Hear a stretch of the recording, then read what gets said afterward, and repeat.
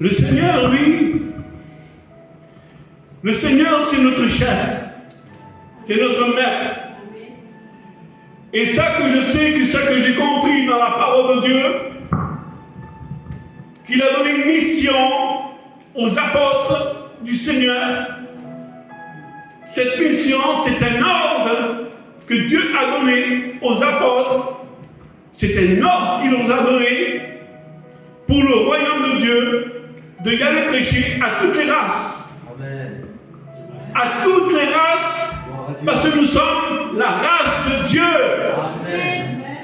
On a été créés à l'image de Dieu, à sa ressemblance. C'est la puissance. À sa ressemblance. Et mes frères, ça que j'ai compris avec le Seigneur, c'est d'obéir. C'est d'obéir, être obéissant à Dieu.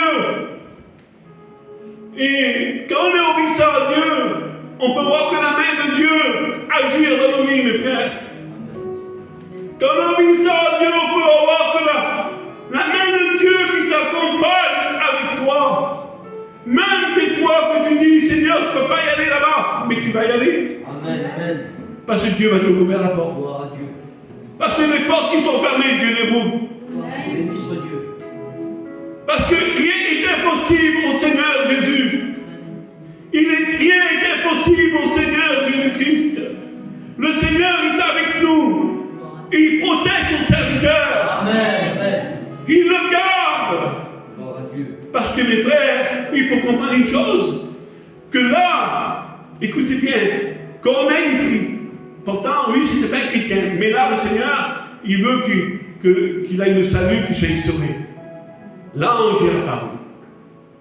La Bible dit, l'ange de l'Éternel campe autour du juste et celui qui le craint. Crains Dieu. Marcher dans une vie de sanctification. Crains Dieu. Être fidèle dans les petites choses. Tu seras fidèle dans les grandes choses.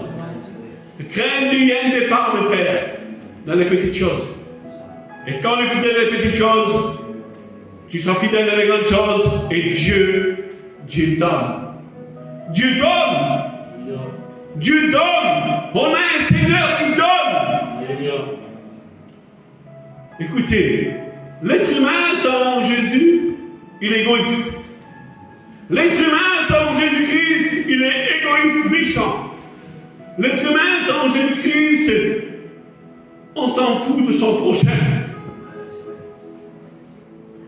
Mais quand Jésus vient dans ta vie, la Bible dit que vous êtes une nouvelle créature en Christ. Créature, création. Ça veut dire une nouvelle création, plus les mêmes pensées, plus la même vie, plus les mêmes raisonnements, plus tout ça, une vie de Jésus. Parce que vous savez, mes frères, quand le Saint, il vient dans une vie, il faut que ça devienne saint. Amen. Gloire à Dieu. Il faut que ça devienne saint. Quand le Saint vient dans une vie, il faut que ça devienne saint. Et vous savez une chose, c'est que je sais. J'étais exactement, vous savez que cet homme, c'est un Vietnamien à qui j'annonçais la parole chez lui. Je le suis, je vais encore vers lui à l'hôpital. Et là, j'étais récemment là. Et quand j'étais à l'hôpital, j'étais voir le docteur.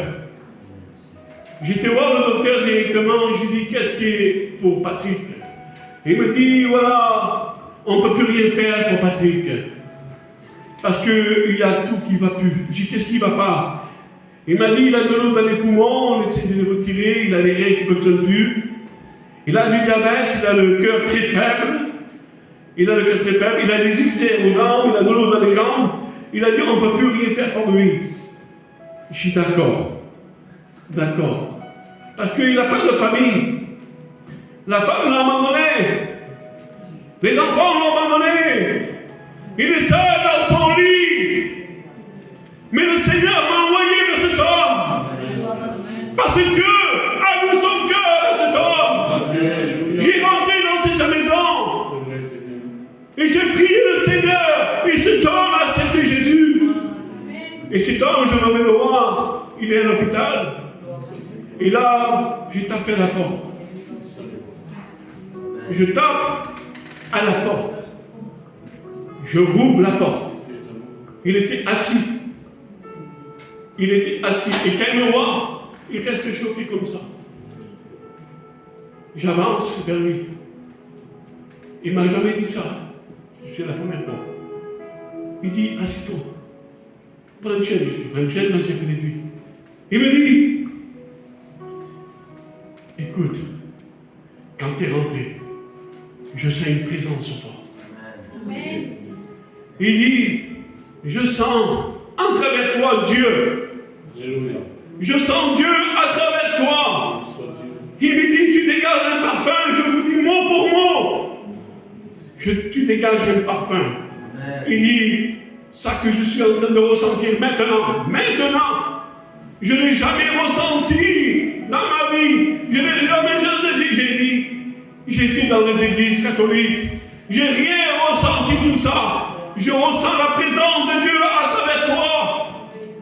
Alors j'ai dit, Patrick, c'est ce qu'on va faire ensemble maintenant. Comme tu as donné ta vie à Jésus, on va prier le Seigneur ensemble. Il dit, oui, on prie ensemble. Et là, j'ai prié Jésus avec lui. J'ai prié Jésus avec lui, j'ai prié Jésus avec lui. Et il a prié avec moi. Amen.